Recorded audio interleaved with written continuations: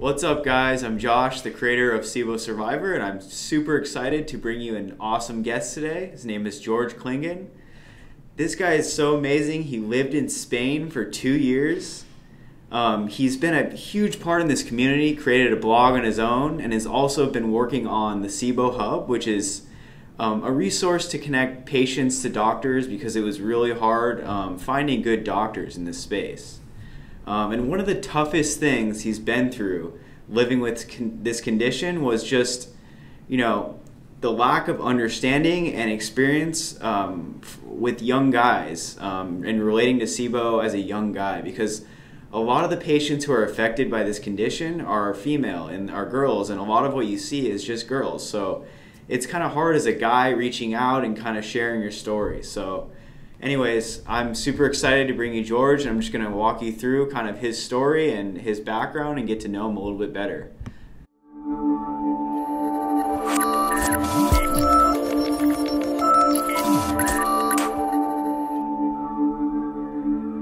So for anyone who doesn't know you, can you just give us a little brief introduction of, who you are, what you do, what your passions are? Yeah, definitely. So like you said, my name is George Clingan. I'm currently based out of Denver, Colorado. I'm a UX designer over here. Great place. Been here for about a year and a half.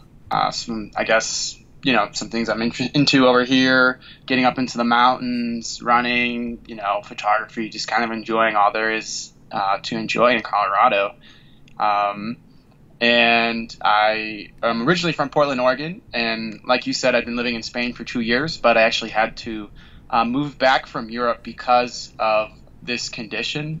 So in order to get the support that I needed, I had to kind of leave my life over there and get the support in Portland and then kind of restart my life all over again. So it can be a pretty dramatic impact on your life, and that was certainly true for me. But it's a big part of my story that has made me who I am today. So certainly been challenging, but also it's now just part of who I am. Definitely, and that's amazing just to hear kind of someone's story like that, because there's a lot of people out there who are dealing with the same thing and just trying to get through that phase of their lives. So let's dive a little bit more into your story. So take me back to, the lowest point when you started to come down with, these nasty symptoms, these severe symptoms, and what did that time period of your life really look like? Sure. So, when I try to give people the brief synopsis, I say, it took me 5 years to get diagnosed, another year to find the right specialist, and then another year to really work through all of the things that had accumulated, all the pieces of the puzzle of my particular case to get to the point where I am now, where I can have a productive, balanced life and continue to strive in that direction. But, the lowest point, the thing about having a chronic illness like SIBO is our bodies are very resilient. And so we can take a lot of kind of little how should I say, setbacks, maybe suddenly you can't tolerate a new food and then you just, you avoid that food, right? And then these little things kind of build up over time. And that was certainly the case for me as I was going through college and then, working and living abroad.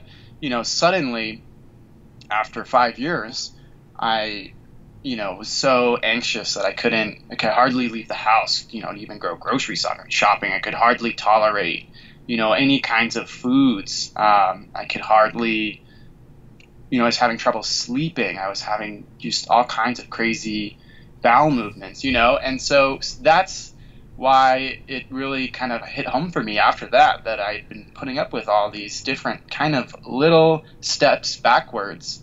And then I guess there was just a point where I realized that I couldn't live my life the way that I needed to, or that was true, that was in my truth, right? So it was kind of like focus, if there was 3 things that were, I guess my life orientation, it was like my health, my relationships and my work. And once it got to the point where I could only choose 2 out of those 3, that's when I said, okay, I need to take a step back and really get some help here.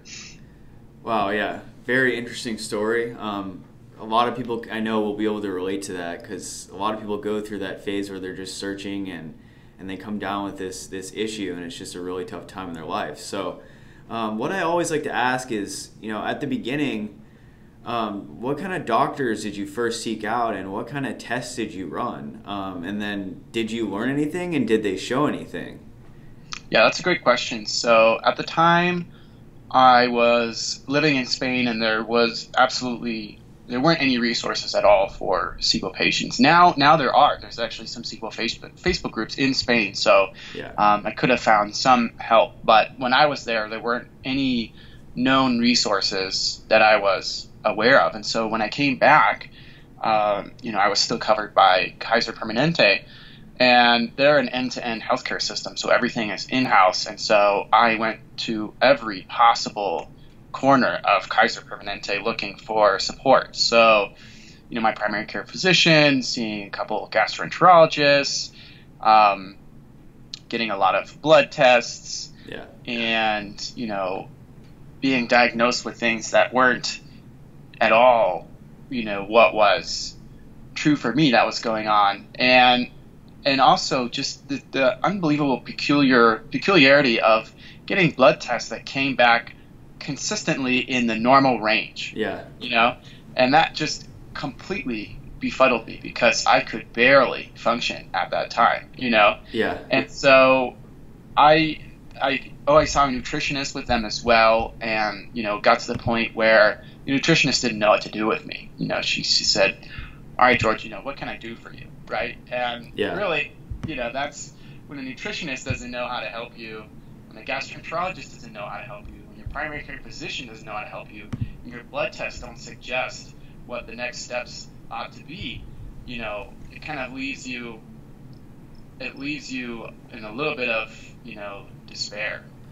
Yeah, and I think for me personally as well, I think that's one of the most frustrating things about dealing with this illness is it's so uncertain, and a lot of doctors don't even really realize or understand the research that's gone behind it and what's going on. And the term irritable bowel syndrome, or just people who have general stomach problems, it's just like they're in the dark and just searching and trying to find out something, because they know they don't feel good, but their tests are showing normal results, which is really frustrating in my experience as well. So, how long did it really take until you either found out about the research, what SIBO was, or saw a doctor who said something to you, or how long did that take until you found out what kind of you were actually dealing with? Yeah, so it was an absolute fluke. I didn't know anything about other kinds of healthcare options, functional doctors, naturopaths. And after going through, I would say, the Kaiser vortex, I just happened to walk by a naturopath clinic and just was moved to walk in.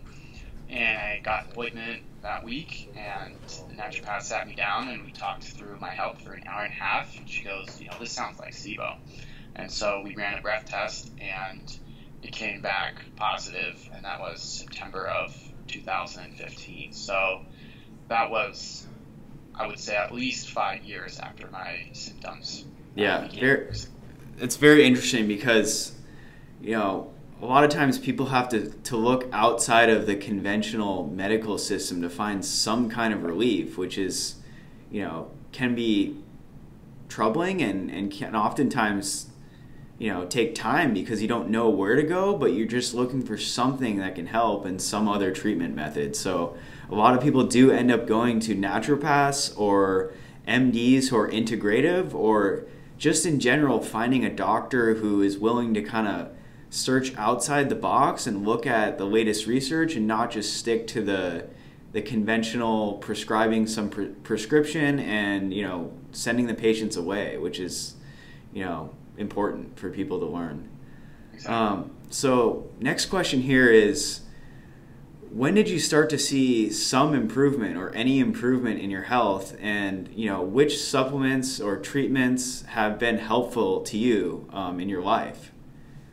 Yeah, so I would say I didn't start to notice real improvements until, well, yeah, so it's a tough question because when you're dealing with SIBO, there's so many ups and downs where you try something and you feel a little bit better, and then you kind of go back to where you were and you try something else, and et cetera, et cetera. So it's just kind of a roller coaster. But it wasn't clear to me that I even had any chance of getting better until I tried, rifaximin for the first time. Yeah. And then all of my symptoms cleared for about 2 weeks, and I said, oh, my light bulb went off that, this is, SIBO is the number one issue here that needs to be addressed. And then it wasn't until I started working with my current naturopath, who was just an absolute all-star, that we agreed that we wanted to have more of a, long-term approach as opposed to just kind of taking rifaximin over and over again. And so we've been using several different kinds of herbal antibiotics, pretty intensive protocol, and those working together have had a much bigger, well, I should say a much more sustainable impact than rifaximin did. So that was the greatest inflection point, and that was this year. Yeah, and that's, for anyone listening, that's a really great insight, because a lot of times, with SIBO or with this digestive illness, people think that they can just take a course of antibiotics and be cured, and unfortunately that's just not the reality right now, and a lot of people figure that out. So it's really what George is kind of hinting at, and what I've learned too, is really just figuring out your combination of, lifestyle, treatment protocols, supplements, and then something sustainable like he was talking about, where you can continually build on your health, or at least manage your condition over the long run, because that's one of the things that's the most difficult about living with SIBO. So great insight there. I just want to ask you, so as far as lifestyle, are there any modifications that have helped you cope with this illness? That can be anything from exercise to meditation to anything to reduce stress. I mean, what have you done that has helped as far as your life? Yeah, so, I'm still working on my health journey, right? Yeah. And so for me, my health has to come first, and everything else is secondary. And, that's just the way it is right now, but that will, slowly change as my health continues to improve. But what that means for me is that I have to prioritize certain things. So that means getting 8 hours of sleep. That means exercising, moderate intensity, at least 3 to 4 days a week. That means being very conservative with my diet, and but there's also some kind of other fun little hacks that work particularly for me. And so, for example, being SIBO-C, coffee is actually beneficial for me as long as I am careful about how much I intake. Yeah. And that kind of helps my mood as well as movement. And that it really, I think that's really on a case by case basis. And then, like you said, meditation has been huge. And so, for me, it's the issue is movement. It's just how can we get the intestines to move food through the body and absorb it and break it down the way that it naturally would. And so meditation after lunch has been a huge life hack that I highly recommend. Because that not only helps my digestion, but kind of helps reset me for the day as well. Definitely, that's an awesome tip. I actually need to kind of learn more about meditation and input it into my life as well. And the other thing you touched upon is just how different each individual is. Whether they're dealing with diarrhea or constipation or gas and bloating mainly. It's really amazing how each individual has a different microbiome, and they need to do different things in their life. Like, for example, coffee for you is helpful, and it's amazing because for me, like, I'm super sensitive to caffeine, so I can't drink a lot of coffee or I'll get cracked out and my body will get shot. So it really is just an individualized condition, which is important to realize as well. Right. So another question I'd like to ask is, what does your diet look like, and has it changed at all? So, dieting is really difficult. It's so complex that it's almost like a whole nother job in addition to managing all of your symptoms.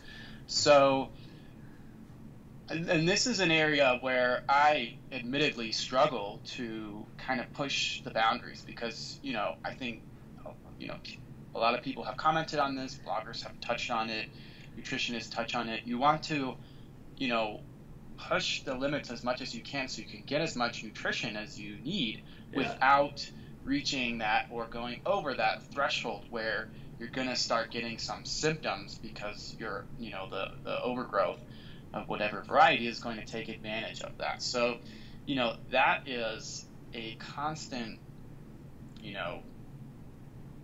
push me, pull you, right? It's a constant job. So I have, admittedly a limited number of foods that I stick to that I feel comfortable with, but the way I do it is I have sort of a safe diet, and then I push the boundaries maybe a couple times a week on more of a more adventurous meal. And I think ideally you should maybe have a little bit of an adventurous item with each meal, but this is the routine that is currently working for me, and I think that would probably change over time. But it's just I still have to be very cautious, so it is limited. Definitely, and kind of like what you hit upon, once again, diet is very individualized, and sometimes when people just start with this condition, they really restrict their diet. And one thing that you kind of learn throughout the process and throughout treating and managing SIBO is kind of like George touched upon, is that sometimes it is healthy to test the limits a little bit, but you have to work up to a point where you feel comfortable doing that and you feel emotionally stable with your diet. So one other question though, what are some of your favorite guilty pleasure foods? Let's say you're testing your diet once or twice a week. What do you kind of like to test? What do you enjoy eating? Yeah, so that's a fun question, and I think that my answer might be kind of controversial, but I've actually kind of talked through this with my doctor because I've been wondering about it, and that is, I can tolerate pizza, a couple slices every few days, and red wine. Awesome. And the reason for that is my doctor thinks that there is a relationship that we're going to kind of work on as my journey goes forward with neurotransmitters. And so he thinks that as with the the cheese and the gluten and the wine kind of together, but not every day, every maybe once or twice a week, that I'm so kind of, I guess, excited about the food that it's kind of like it's almost like that, I guess, initiates. I feel completely unqualified to articulate this, but it initiates some kind of positive. Maybe there's more dopamine or serotonin in my brain that's kind of neuroprotective to some level, because brain fog has been the number one issue for me. And so anyhow, I think a lot of times people forget that food is meant to be enjoyed. And when you enjoy food, perhaps your pancreas, your gallbladder, they're spitting out more enzymes, and so your body wants food that is nourishing, that it likes. And so that's something that I have had to remember, right? Because I had such a restricted diet. So I don't advertise that I eat pizza and wine every week, because I think that would be a lot to unpack, right? In a way that maybe even my doctor doesn't fully understand, and may actually not even be the smartest, healthiest decision on my part. But also SIBO patients have to, I don't want to say have to, but I think we have to remember to incorporate some self-love as we go through this treatment journey. So Yeah. that's kind of Yeah. my What an awesome insight, just because I think it is important to remember that, you know, there is a lot more to this than we realize and that we don't know. There's a lot we don't know yet, and you know, having some pleasure from food and you know, getting that pleasure from eating foods that you love every once in a while, if you can tolerate it, is just so crucial, I think, in the healing journey. And that's something I've learned as well, because it's really hard to be super restricted all the time and to not be able to go out and just say, hey, I'm going to go enjoy a burger or a slice of pizza every once in a while, you know? So I think it's a really important point and great for anyone to remember. Super quick. What advice would you give to anyone out there who's watching this, who is maybe suffering or really trying to find answers? What would you say to them? Right. Using a doctor, what should they know about treatments? I mean, what's kind of the overarching theme or something that, from your experience living with this condition, that you would want them to know, right, when they're just figuring out they have it? I think I would want them to know that this is a journey, and there are a lot of different phases of this journey, and you know, if we had time, we could kind of get into some of the sort of granular details of each phase. But I think what that means is there's going to be a period where you're going to really want to learn as much as you possibly can about this illness, and you're going to want to connect with other patients, and then you're going to want to really dial into your diet and, you know, really dial into supplement options and sort of kind of those little hacks that really individual hacks that make your you know, health journey that much more manageable. And you know, maybe there'll be a period where you have to go through some, you know, Orwellian healthcare system to find that one practitioner who can help you. And we're getting better at offering, you know, making that process easier. So, you know, SIBO Hub is a directory of SIBO literate practitioners. So that could be a place to kind of cut that time in half or whatever. But I think just knowing that this is a journey is really, I would say, the number one piece of advice, because, you know, a lot of people talk about having a SIBO dream team with, you know, the best professionals that you can find, and I think that's important. But at the end of the day, you know, you are your own best advocate, and I think, you know, nobody will understand your case better than you. Yeah.